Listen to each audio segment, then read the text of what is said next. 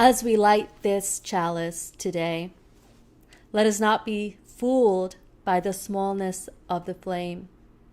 There is heat to the small flame that burns and stings like our movements for justice. Through this small flame, we hear the roar of our Black, Indigenous, and ancestors of color. Yet, when we are not responsible keepers of this flame, places sacred to us and loved ones can be harmed. There is warmth to this flame that roots us in our community through all seasons. Let us remember that as we light this flame, may it not light just the flame of truth within our hearts, but may it light that prophetic fire that moves us to bold action this season and beyond. May it be so.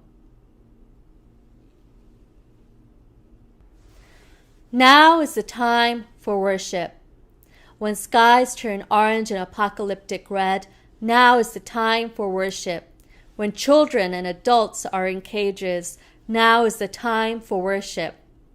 When uprisings demand our action and justice is needed, now is the time for worship. Time to take care of our souls and our healing in community. Now is the time for worship.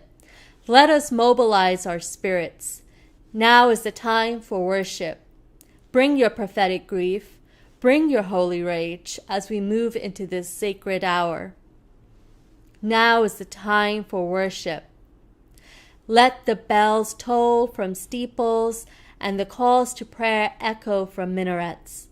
Now is the time for worship. Let us gather, friends.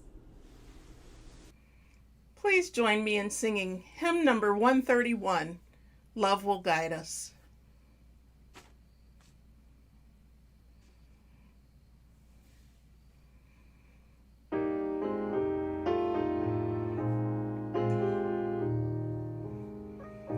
Love will guide us, peace has tried us, hope inside us will lead the way on the road from greed to giving.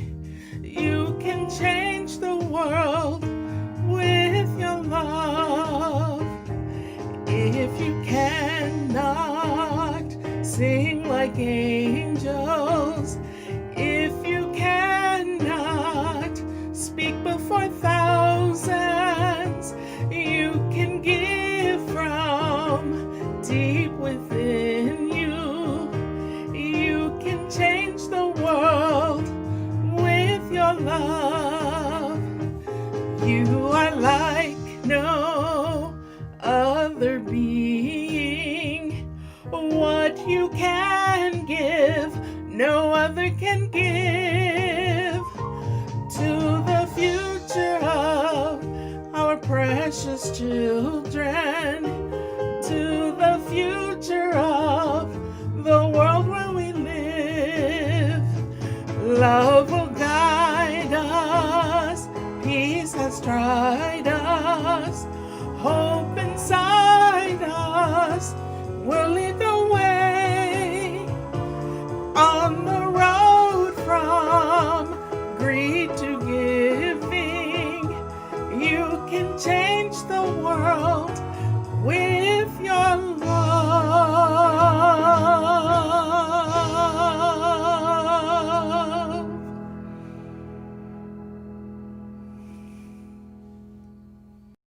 All right, everyone. So gather together because we are going to talk about somebody amazing. Frances Ellen Watkins Harper was born and raised into a free Black family in 1825. Her family lived in Maryland, where slavery was still legal. Being born free in a land where people who looked like you were enslaved was something that inspired both Frances and her family to become abolitionists. When she was very young, both of her parents died, and she went to live with her aunt and uncle. Theirs was an abolitionist household. They worked to end slavery, and they also ran a school where Black children, including Frances, received an education. While still a young teen, she went to work as a housekeeper and seamstress in the household of a Baltimore bookstore owner. Her employers encouraged the inquisitive Frances to use their big library. She devoured books and began to write poetry and essays which appeared in the newspaper. By the time she was 20 years old, her writings were published in her first book, Forest Leaves. In 1850, Congress passed a law that allowed slave catchers to kidnap, enslave, and sell free Black people in states where slavery was legal. Her aunt and uncle fled from Maryland to Canada. Frances fled to Ohio, which did not allow slavery, and then 2 years later to Pennsylvania. In Pennsylvania, she became involved in the Underground Railroad, a movement that helped people escaping from slavery. Throughout this all, Frances continued to write and to publish books of poetry, much of it against slavery. In time, Frances became the first Black woman to earn a living through the use of her words, living modestly and donating much of her income to helping her uncle's work with the Underground Railroad. In 1854, the Maine Anti-Slavery Society hired her to travel all over the Northeast to make anti-slavery speeches. She became one of the most famous speakers and authors of her time. All kinds of people came to hear her speak, but she made a point of not charging Black people admission. Frances was progressive throughout her life. While she wrote and spoke against slavery, she also took other kinds of actions. She refused to wear or eat goods that were farmed by enslaved workers, including cotton and sugar. She wouldn't wear clothes made of cotton or eat food that contained sugar. In 1860, the year that the Civil War began, Frances Watkins married Benton Harper, who already had 3 children. The two had a daughter together, and Frances took time off from her writing and speaking to tend to her blended family. Unfortunately, just a few short years later, her husband died, leaving her as a young widow responsible for many unpaid bills. Frances Watkins Harper made the difficult decision to send her children to live with relatives and go back on speaking tours in order to make money and provide for her family. By then, slavery had ended, and she spoke for women's rights and for legal and civil rights for Black people.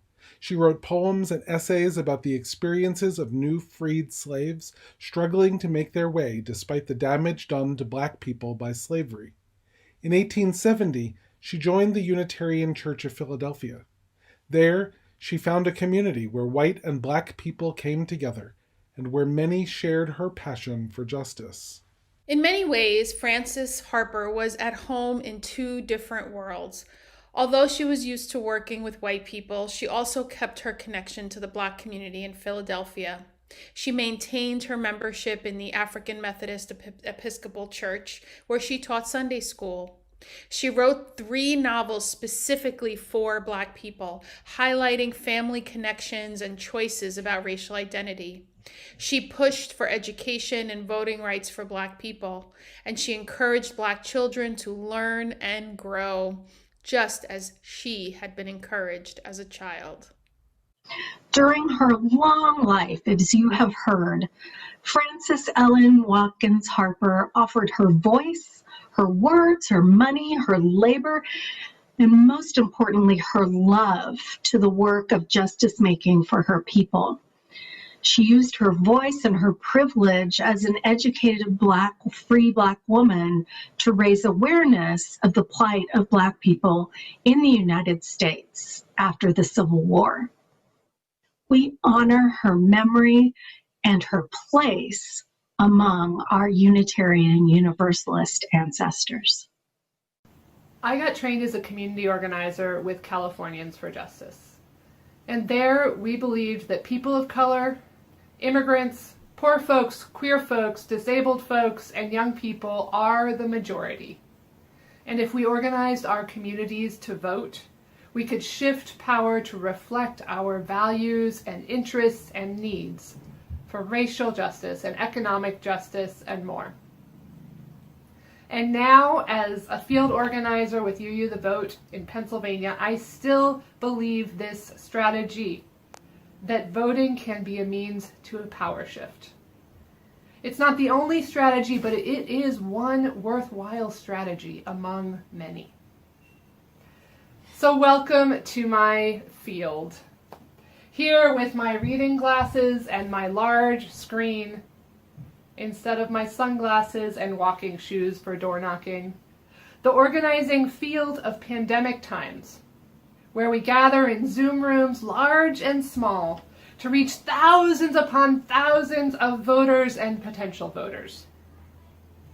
Just before recording this, 20 of us from Pennsylvania, Maryland, Washington, D.C., my own Connecticut, and Massachusetts gathered in a Zoom room with our partners at CASA, a group organizing to build power in immigrant and working class communities in central Pennsylvania. In 2 hours, we sent over 60,000 texts to urge folks to check and update their voter registration or to get registered. We texted with people who had lost their jobs and apartments due to the pandemic, and we connected them with community resources. We texted with someone who is homeless and helped them get the information they need to be able to register to vote. We texted with lots of folks who weren't sure if their registration was up to date and helped them check their status. We know that over 90 of them followed up to register. And we texted with some people who said they follow God's law and their faith tells them not to participate in voting. Dear ones, our faith says that the here and now matters. That we live our faith not for the possibility of heaven when we die, but to create heaven here on earth. What we do, what you do, matters. And so we work. We UU the vote. We text the vote. We postcard the vote. We phone bank the vote. We use the tools at hand, spiritual, technological, relational, to connect with people around our values. If you haven't considered calling voters yet, please step out of your comfort zone and try it. Join us in this sacred connection and faithful work. There is so much to do, and so little time before the election. And there is so much to do after the election, because we are in this not to elect a particular person, but to shift power to reflect our faith, our values, so that we can keep organizing for a world where every person is loved, sheltered, valued, and has what they need to thrive. A single honeybee makes just 1/12 of a teaspoon of honey in its lifetime. It takes 70 honeybees just to make my morning tea. Like honeybees, it is up to each of us to do our part. Let us be honeybees. I ask you to do your 1/12 of a teaspoon. Perhaps 2 hours or 10 hours of work. Together it adds up to a whole lot of honey. I invite you to come join us in the virtual field. Make your small bit of honey so that together we as Unitarian Universalists can make gallons and gallons of impact. We who believe in freedom cannot rest. We who believe in freedom cannot rest until it comes. As a song leader, One of the songs that I keep returning to, particularly in these days of uprising and reckoning, is Ella's song, written by Dr. Bernice Johnson Regan and performed by Sweet Honey and the Rock. Its lyrics, which I know some of you are already very familiar with, set to music the words of Ella Baker, an organizer, activist, leader, teacher, a prophet in the civil rights movement. Until the killing of Black men, Black mothers' sons, becomes as important to the rest of the country as the killing of a white mother's son, we who believe in freedom cannot rest until it happens. Ella Baker's words in this song are ones she wrote over 50 years ago, but they could have been written yesterday. And I'll be honest, that reality breaks my heart. It leaves me crying out, will it ever end? For some of us, that question is one that has literal life and death implications that the rest of us cannot fully know. And as much as Ella Baker's words break my heart, they also charge my spirit. Their relevance to today's manifestation of resistance and community reminds me that we are a continuation of something much bigger, much more powerful, much more incredible than this single moment in our history. Our struggles to affirm the humanity and basic rights of Black and brown lives in this country and world, they did not begin with us, and they will not end with us. We who believe in freedom cannot rest. We who believe in freedom cannot rest until it comes. Now, I admit it took me several years of singing these words to realize that Ella Baker probably wasn't telling me, Renwadiat Mustafa Taha Mami, personally to never rest. No. In fact, none of us as individuals should be asked or expected to never rest. But all of us who believe in freedom, as a collective, as a community, we cannot rest. Ella's song, Ella's words are a charge for all of us together as a movement to never rest. We cannot stop fighting, we cannot stop creating, we cannot rest until freedom in its truest and most universal form exists in our world.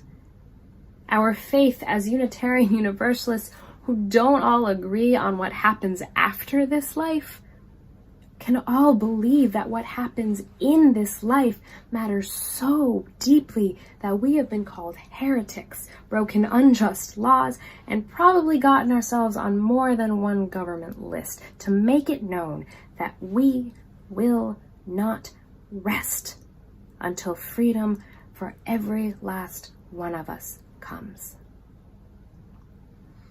And to be that unceasing, everlasting, perseverant, irritatingly prophetic movement that never rests, we need to reaffirm, deepen, and reaffirm our connections to each other as Unitarian Universalists.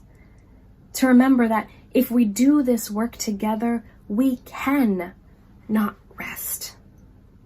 And just as important, to be a true continuation of that much bigger, much more powerful, much more incredible freedom movement, we not only need to sustain our relationships within our faith, but we must build and sustain the relationships with communities and frontline liberators who have been leading the way to universal freedom for generations. We who believe in freedom cannot rest and cannot rest when we act as a truly interdependent collective. When we are carrying our load on the way to liberation, remembering that we are part of a movement reminds us that we are not carrying that load alone. Like a choir whose singers stagger their breathing to make sure a single note remains an unbroken sound, or a hospital that runs non-stop with a rotating staff. like migrating geese who take turns leading, following, or resting in their flying formation. We cannot rest, and we can not rest until freedom comes if we sustain our connections to one another. We need each other so that when we as individuals do rest, we know our movement towards universal freedom carries on, waiting for us to return and temporarily relieve another of their liberation load. As we count down the days to Election Day, we know that no matter the outcomes, our work will continue. We will not rest. We can not rest if we take care of each other and our shared vision for universal freedom that is possible, knowing that each and every one of us is doing the same for all of us, and knowing that our collaboration in this moment is a continuation of a movement that knows there will come a day when we, all of us who believe in freedom, can finally rest. We who believe in freedom cannot rest. We who believe in freedom cannot rest until it comes. May I be light in you. May you be light in me. Into our hearts, into our souls, let love abide. May I be love in you.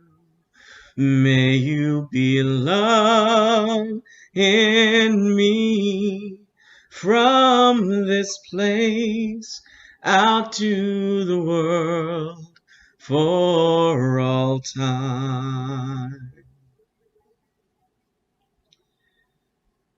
Spirit of life, sources of all that ever was and can be, we are guided by all that is sacred within our own hearts and minds to pray this prayer and to live this prayer. We offer up this simple and profound hope that we may be light, give light, and receive light in all the places we call home and in this sacred space that reaches across miles and experiences. That we may be love, give love, and receive love out in the world. May we never forget the impact and power of our voices. May we never lose sight of the songs in our hearts. D. Blanchard reminds us that they can be heard as songs of love or of longing, songs of encouragement or of comfort, songs of struggle or of security and care. But most of all, they are the songs of life, giving testimony to what has been, giving praise for all we're given, giving hope for all we strive for, and giving voice to the great mystery that carries each of us in and out of this world. Today, we hear those songs in all the ways we are learning and growing as communities of faith, hope, and love. We hear them as little ones become young ones. We hear them as loved ones pass from this life and into the unknown. And we hear them in the streets and at our polling places as people of faith and conscience pave the way for a better world, a better understanding, deeper care and accountability. And we hear them in the silences, a deep awareness that there are those among us as yet unheard and unaccounted for. May we never, ever forget the impact and the power of our voices.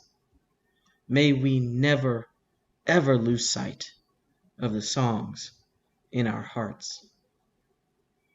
May grace and mercy follow us wherever we may go, whatever we feel called to and toward in the days and weeks ahead.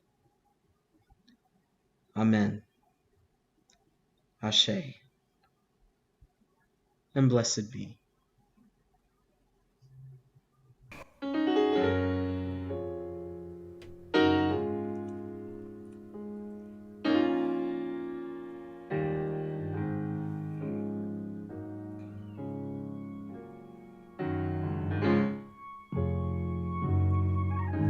Was grace and mercy brought me through.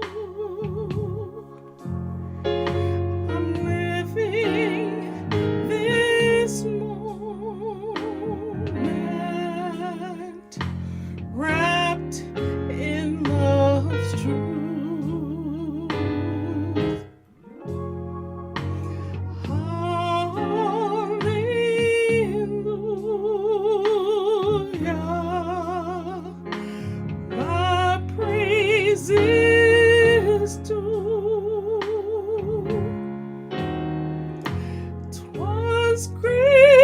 Grace and mercy brought me through. 'Twas grace and mercy brought me through. I'm living this moment wrapped in love's truth. Hallelujah.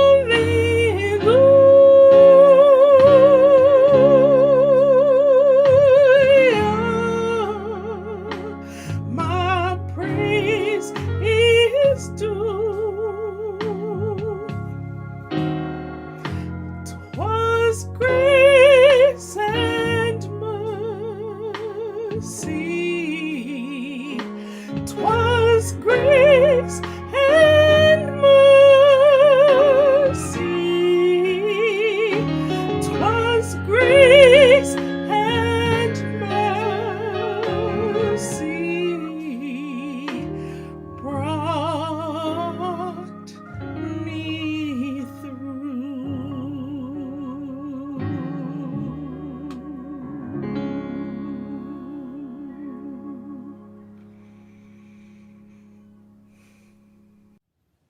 I was 13 years old when I became a Unitarian Universalist. I was raised in this faith, but I was 13 when I claimed it as my own. It was a Sunday afternoon, and I was waiting for my parents to finish their committee meetings after service. All the other kids had left, and I was bored.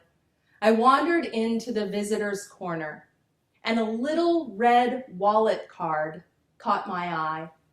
It said in bold letters on the front, "What do Unitarian Universalists believe?" My 13-year-old self wondered, what do Unitarian Universalists believe? As I read the 10 statements written by the Reverend David O. Rankin, in my heart, in my soul, as I read those words, I said, yes, this is what I believe. One phrase in particular planted itself in me like the deepest truth, and I never forgot it. We believe in the motive force of love.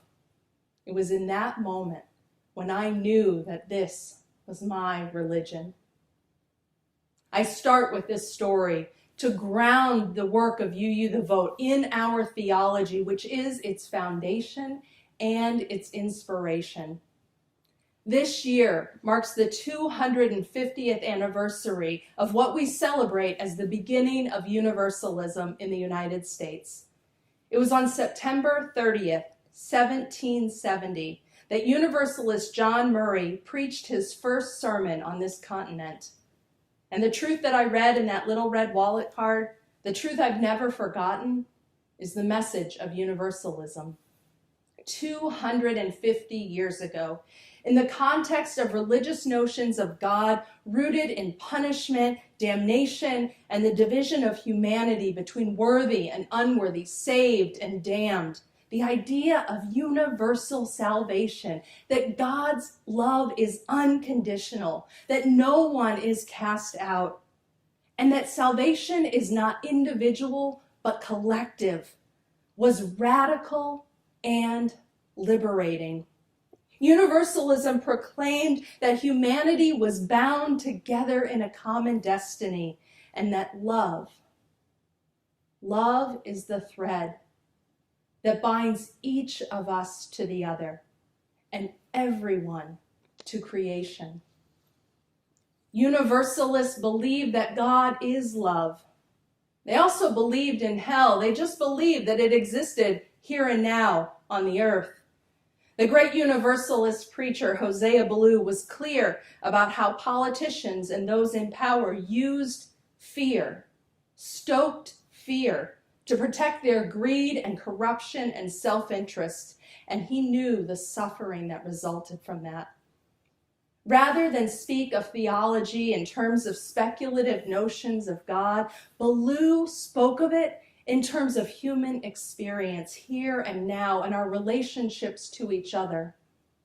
A society that lives out the motive force of love would be one that fosters joy and liberation and thriving for all people. This is the highest calling of our faith as Unitarian Universalists, to live out, defend, and embrace this motive force of love in our lives, in our actions, in our commitments, and in our society. This is why UU the Vote says vote love. Today, in our context, we are witnessing the emboldening and authorization of ideologies rooted not in love and interdependence, but in domination, authoritarianism, and dehumanization. And just to be clear, this is not new. It has a long and deadly history on this continent, going back more than 400 years. And yes, even our Universalist ancestors came from that same lineage of Christian European conquest and limited the vision of universalism only to white society, a limit that we are still trying to redeem ourselves from. It is dehumanization that creates systems that put children in cages, that deny health care to our transgender siblings, that allow police violence and the murder of Black people to continue unabated and without accountability. Dehumanization that allows triage protocols that devalue the lives of disabled people and that lead to systemic divestment from communities, the resources from housing to education, healthcare to jobs, and the criminalization of poverty.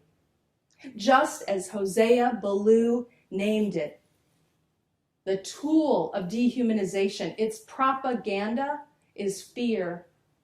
Propaganda that tells us to fear our neighbor, that we are not family and kin, but enemies. This is the exact opposite of our theology of universalism that tells us that we have a common destiny and we are connected to one another in love.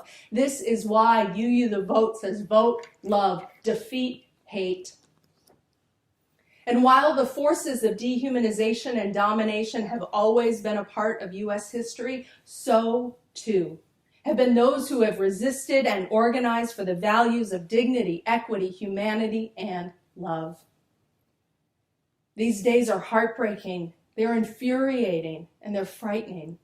On days when I lose my own strength, I turn to the words of Alice Walker, who reminds us, we remember our ancestors because it is an easy thing to forget, that we are not the first to suffer, rebel, fight, love, and die. The grace with which we embrace life in spite of the pain and the sorrow is always a measure of what has gone before us. We remember our ancestors, theological, familial, and in movement.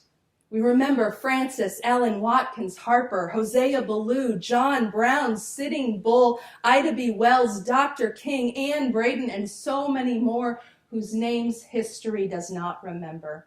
Those who struggled and risked and fought and loved for the principles of justice, equity, liberty. This is why in UU the Vote, we say vote love, we say defeat hate, because, dear ones, we are on a precipice. Every single one of our most deeply held values is on the line right now. The current powers in government are showing in everything they do that the inherent worth and dignity of so many immigrants, Black people, disabled folks, trans and queer people does not matter to them. Human agency, interdependence, the democratic process are being disrupted and defiled daily. It is a radical act of faith to not only continue to believe in all of our cherished principles, but to demand them by speaking out, taking risks, organizing, leveraging our resources, and building networks of solidarity and power to protect one another and these values. We are on a precipice, and our actions right now will affect whether we have a chance to continue to bring our bold values forward, to rebuild, expand, and strengthen our democracy, to confront police violence, to upend racial inequity, to change divestment from communities, and make moves to protect the climate. Now is the time to draw on the grace, the courage, and the strength of all those who went before, to widen our comfort zones, and to do all we can to vote love and defeat hate. If you haven't taken any form of action yet, sign up for a shift with UU the Vote. I can tell you that it's fun. And if you've written postcards to voters, but you feel nervous about phone banking, do it with your fellow UUs. And if you've been all in with UU the Vote from the beginning, keep it up and start planning for how you will show up and organize after November 3rd. Because democracy will not be restored in one election. It's been under systemic attack for decades, and justice will not roll down like waters in one election. Voting matters. It's absolutely critical, but it is not the end. It is just one piece of the long haul work of organizing for a future where all are free and where all can thrive. Will you show up in the streets, set up to contribute to a bail or legal assistance fund, open your church building to protesters needing refuge from state repression, tap into your own endowment or discretionary funds to make sure that grassroots organizers have the funds they need for their work? There is so much to do. And our faith calls us to love more radically, to give more generously, to believe more fervently that another world is possible, and be willing to be all in for that future. As you've heard me say many times before, this is no time for a casual faith, no time for a casual commitment to what you hold most dear. And this is no time to go it alone. Friends, we are in this work together. I invite you to be deeper in this work of UU the Vote with us. May we remember that we are held by love always. May we remember that we are held by and with one another. And may we all together be all in today, tomorrow, next month, and next year for justice, for love, for democracy, and for a future that is free and thriving for all people. May it be so.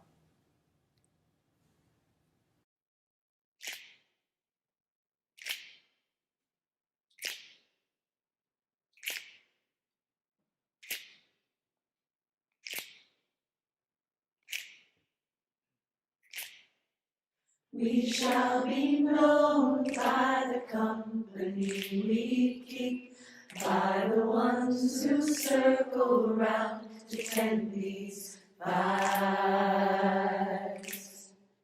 We shall be known by the ones who sow and reap the seeds of change alive from deep within the earth.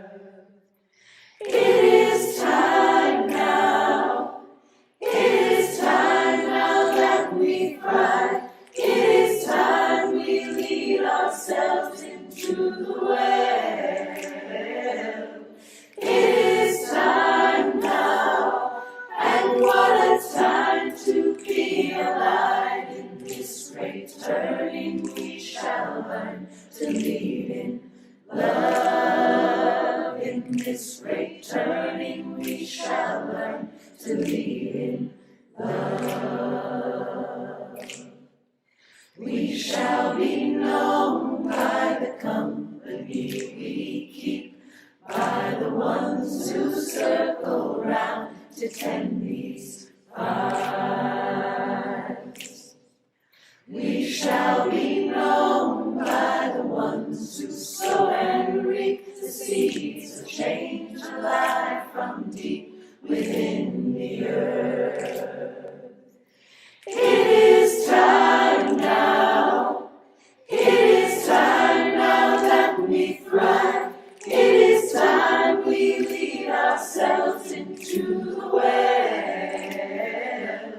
It is time now, and what a time to be alive. In this great turning we shall learn to lead in love. In this great turning we shall learn to lead in love. In this great turning we shall learn to lead in love. In this great turning we shall learn to lead in love.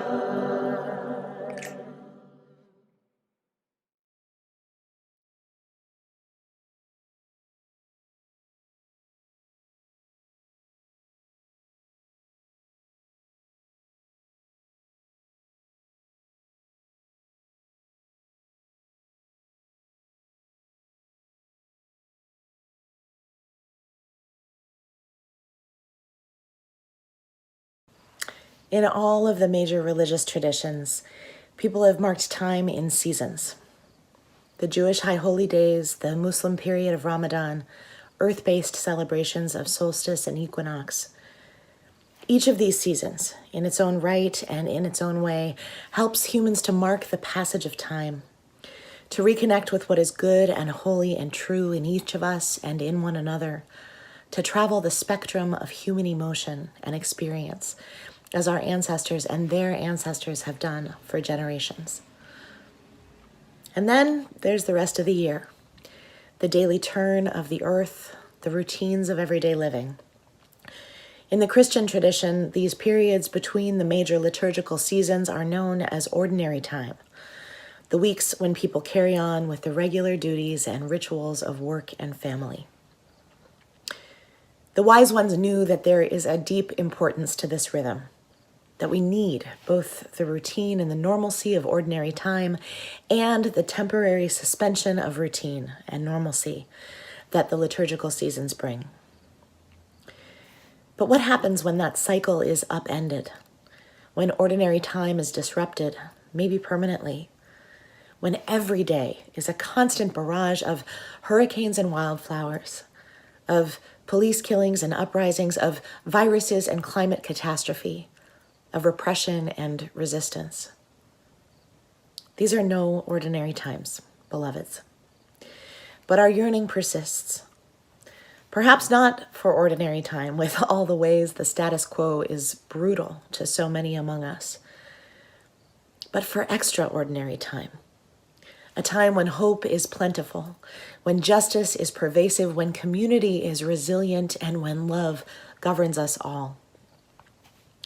Our Unitarian Universalist faith compels us to be builders of extraordinary time, even in the midst of profoundly abnormal ones.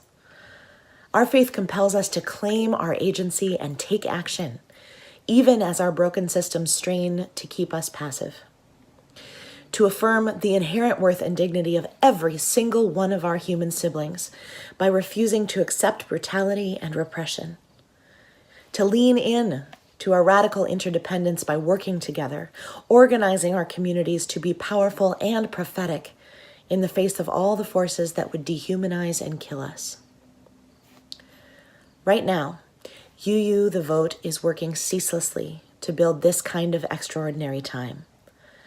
Across the country, hundreds of our congregations are mobilizing volunteers in deep partnership with local and national partners. UUs have reached out to hundreds of thousands of voters with texts and postcards and calls, on track for 1 million before November. We have had deep conversations about the issues that are central to our deepest values. We are fighting voter suppression, mobilizing those who have been disenfranchised, registering neighbors who've never had the chance to make their voices heard. And we are also building power and resources and connections to face together whatever comes after November 3rd. So today, we are asking you to join with us in building this extraordinary time that we are all yearning for. And to mark this threshold year of 2020 and all the possibility and peril it represents, we are inviting every single Unitarian Universalist to help us move into the future, toward extraordinary time in November and beyond, by making a gift to UU the Vote. And since numbers are significant, we want to encourage you to consider a gift that honors the number 2020. Perhaps you are someone who could make a gift of $2,020, an amount that would fund 50,000 calls to voters in critical states. If this is you, now is the time for your generosity.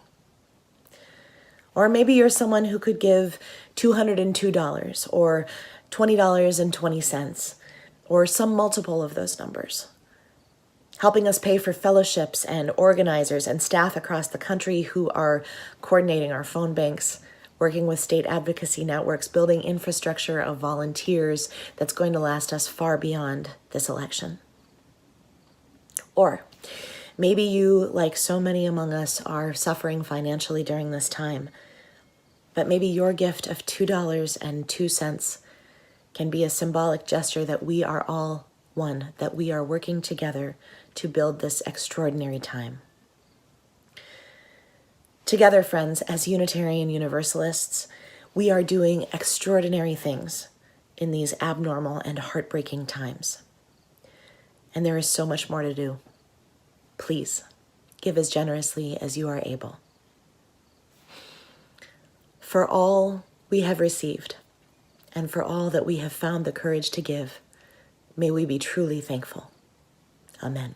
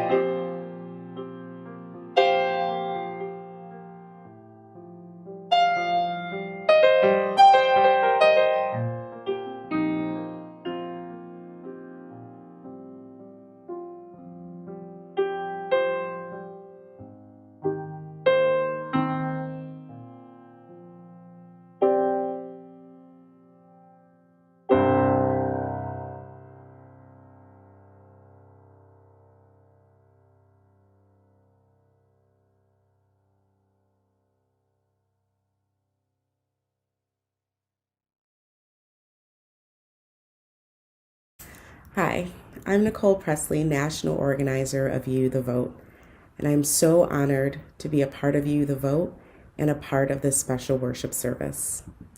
By this time, you've probably gotten used to virtual worship. You've made sure your computer is charged, you've searched your email for Zoom links, or you've scrolled through your social media feed for the live stream. But from whatever platform you're entering worship today, you are in sacred space. Getting here was not easy.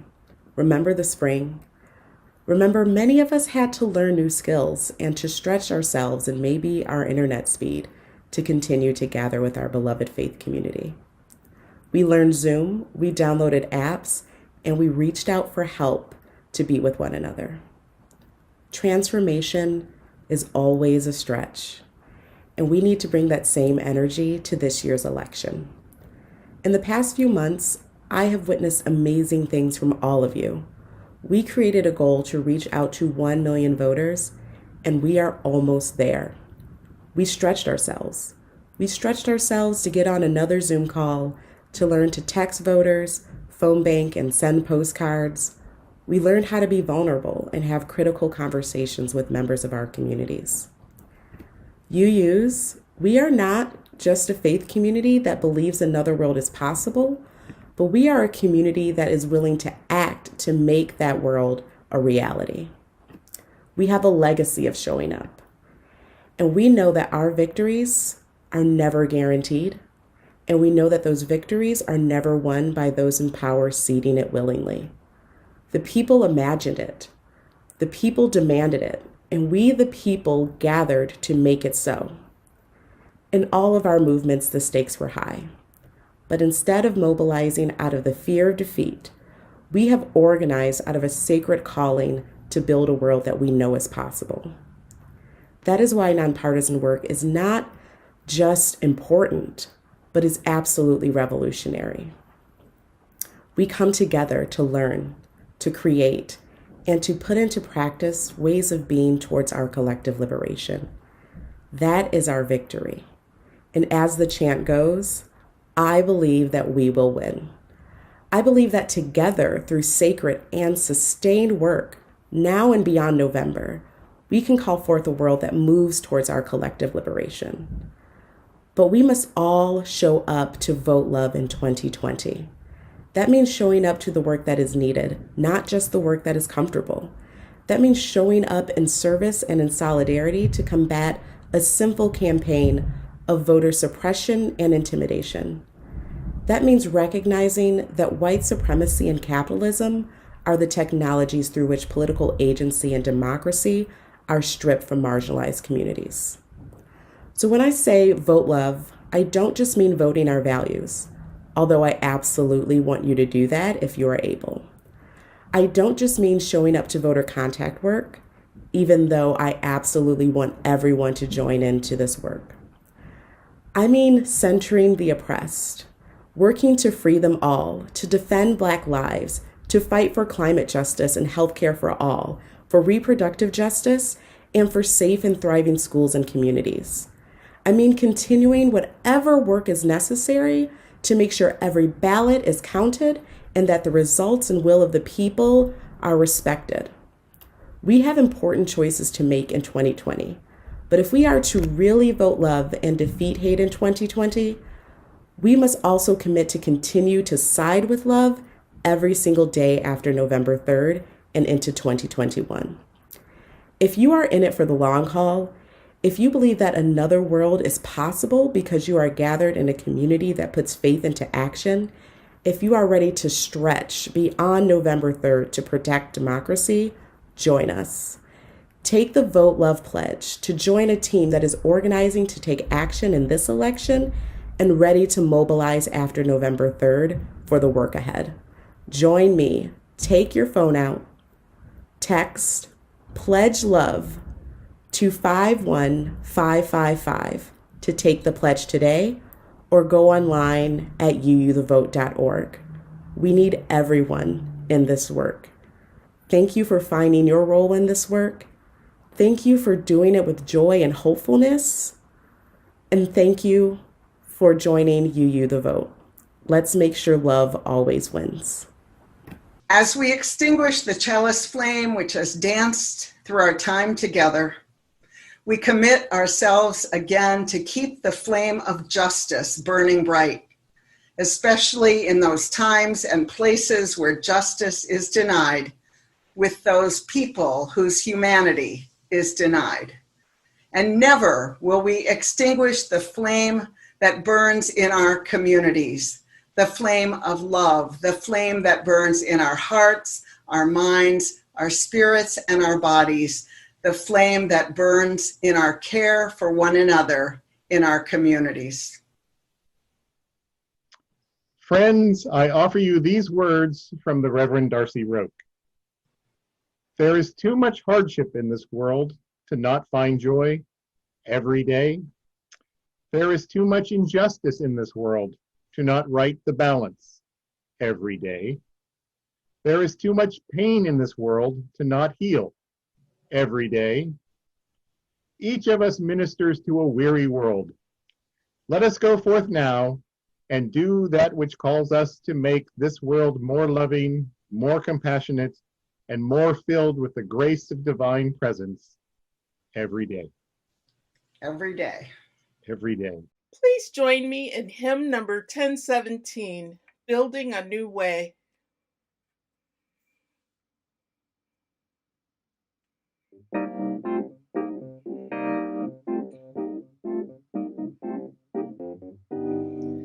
We are building a new way. We are building a new way.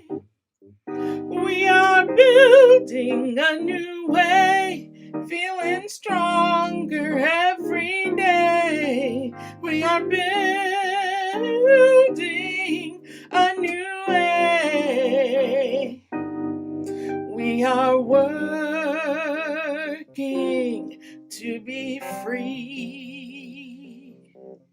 We are working to be free. We are working to be free, free from hate and jealousy. We are working to be free. We can feed our every need. We can feed our every need. We can feed our every need. Start with love, that is the seed. We can feed our every need. Peace and freedom is our cry. Peace and freedom is our cry. Peace and freedom is our cry. Without these, our world will die. Peace and freedom